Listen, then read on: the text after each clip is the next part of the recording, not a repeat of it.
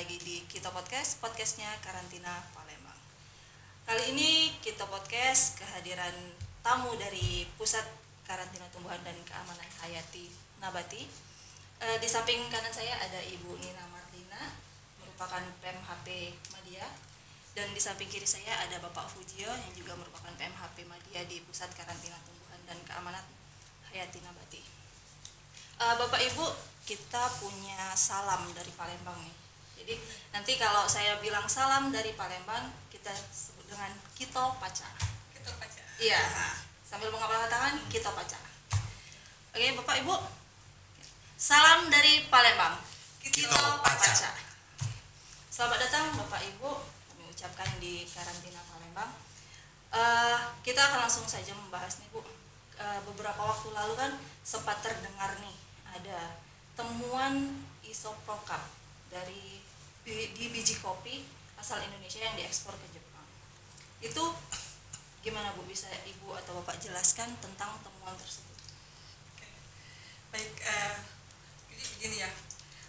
Sebenarnya kopi ini kan kita potensi ekspor bagus ya untuk salah satu produk unggulan kita gitu.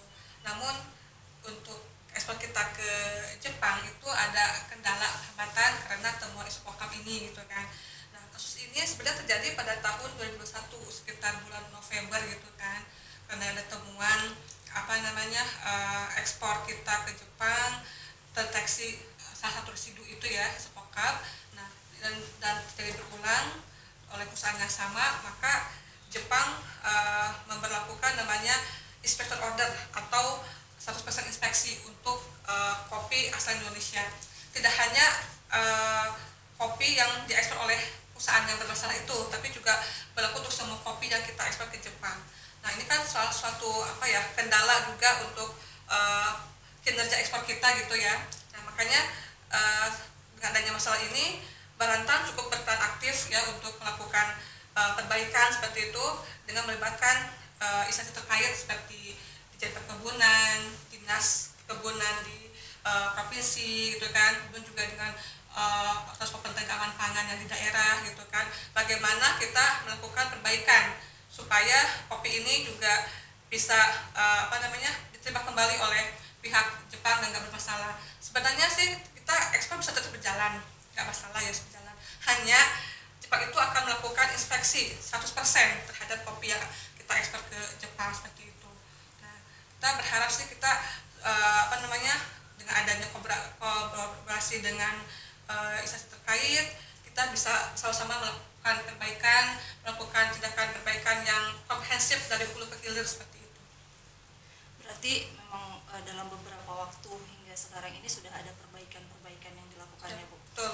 Dan Badan Karantina mungkin menjadi salah satu inisiatornya ya dalam perbaikan tersebut. Untuk Pak Fujio nih Pak, jadi dengan adanya temuan tadi Pak, adakah dampak besar terhadap ekspor kopi kita ke Jepang Pak? Ya, terima kasih. Dampak ekspor tentunya saat ini ada penurunan volume ekspor ya.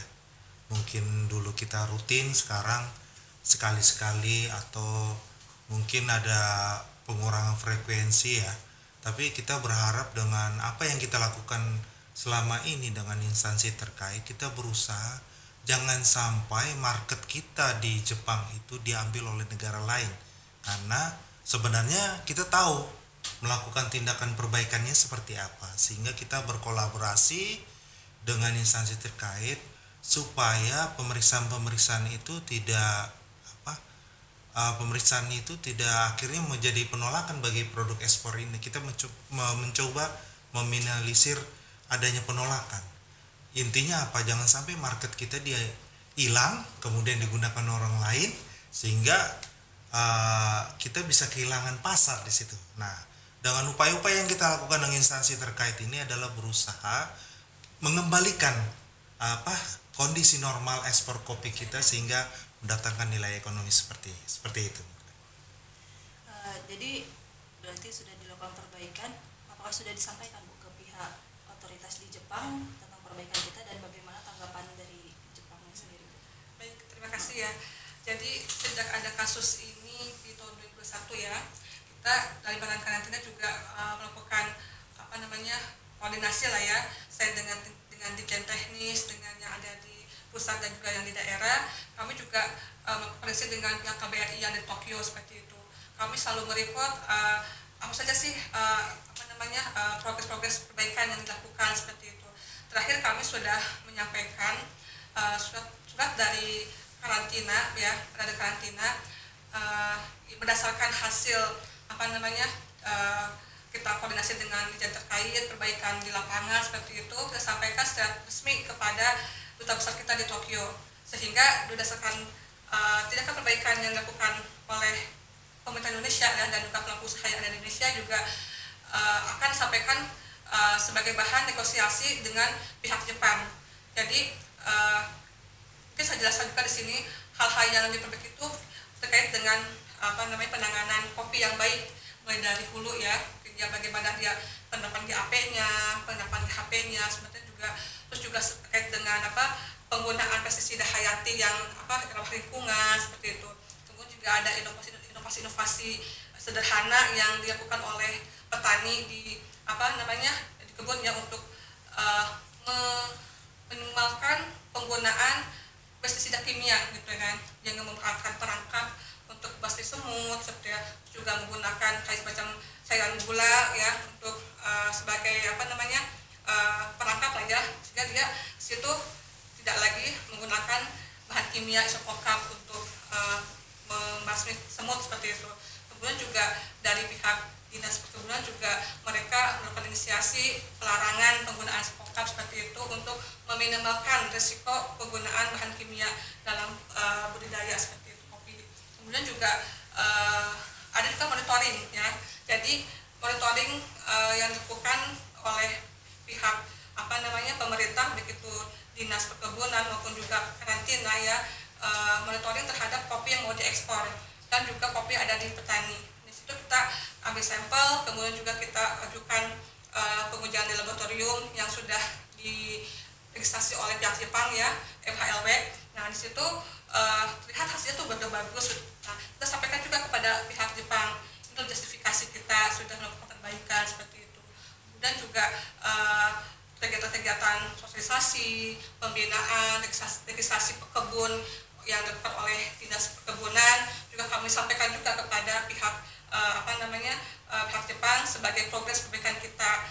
Terus kita juga menyampaikan juga regulasi-regulasi yang emang kita gunakan sebagai bahan pembinaan dan juga penanganan kopi yang baik gitu kan, termasuk juga seperti permentan yang mengatur tentang GAP, tentang GHP itu disampaikan juga kepada pihak Jepang. Jadi kita sudah menyampaikan secara komprehensif lah ya perbaikan yang dilakukan, dan dari hasil negosiasi pihak KBRI dengan pihak Jepang terakhir bulan Desember 2002 lalu itu ternyata pihak Jepang juga mereka sangat apresiasi gitu ya dengan perbaikan yang sudah dilakukan. Mereka sudah menganggap sudah baik seperti itu.